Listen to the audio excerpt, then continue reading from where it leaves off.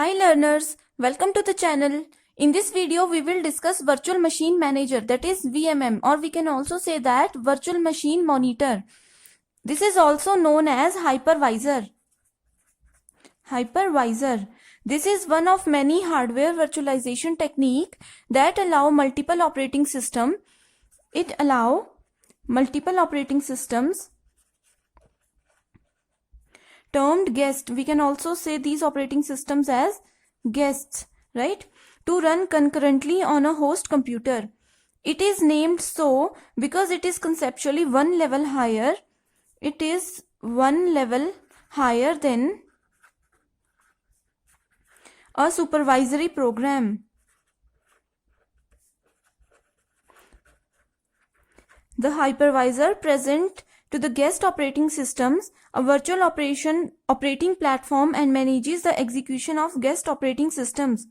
Here, multiple instances of a variety of operating systems may share virtualized hardware resources. Hypervisors are installed on server. These are installed on servers whose only task is to run guest operating system. It is to run guest operating systems, right? No hypervisor virtualization systems are used for similar tasks or dedicated server hardware, but also commonly on non-hypervisors are commonly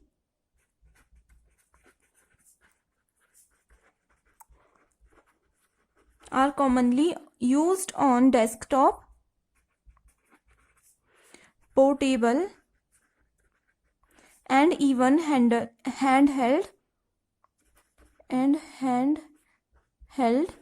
computers.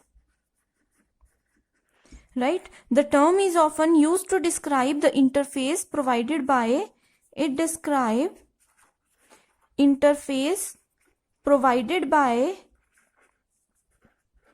specific cloud computing functionalities, infrastructure as a service. We have discussed this in detail, infrastructure as a service, right? Also, VMM is the primary software. It is the primary software behind virtualization environment and implementations. When we install over a host machine, VMM facilitates the creation of virtual machines for each with separate operating system and applications. Some VMM manager manages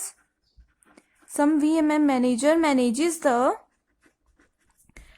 backend operations of these virtual machines by allocating necessary computing memory. It allocates memory, storage, and other input-output resources. Right? VMM also provide a centralized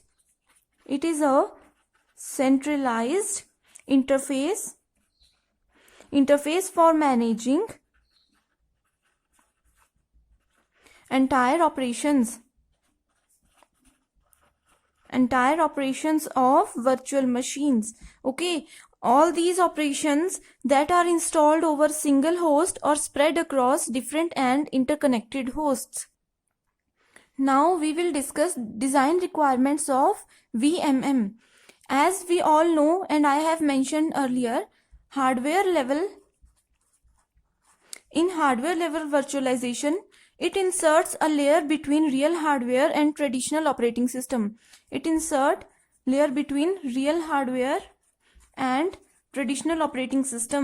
This layer is commonly known as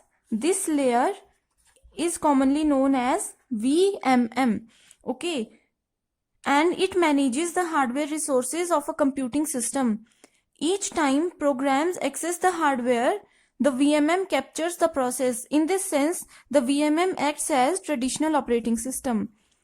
VMM acts as traditional operating system. Okay. One hardware component such as CPU can be virtualized as several virtual copies. Therefore, several traditional operating systems which are the same or different can sit on the same set of hardware simultaneously. Mainly, there are three requirements for any VMM. There are mainly three requirements for every VMM.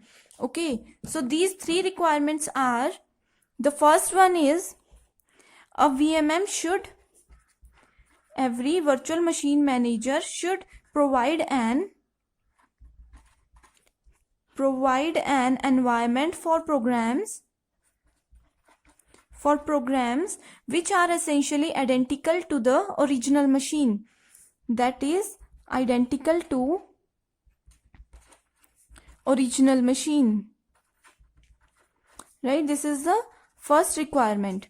The second requirement we have is that programs run in this environment should show at worst only minor decreases in speed. The third one is a VMM should be in complete control. It should be in complete control. It should be in complete control of system resources. Any program run under VMM should exhibit a function identical to that which it runs on the original machine directly. Two possible exceptions in terms of differences are permitted with this requirement. These differences are mentioned as, the first difference is difference caused by availability of system resources, and the second is that it is caused by time dependencies.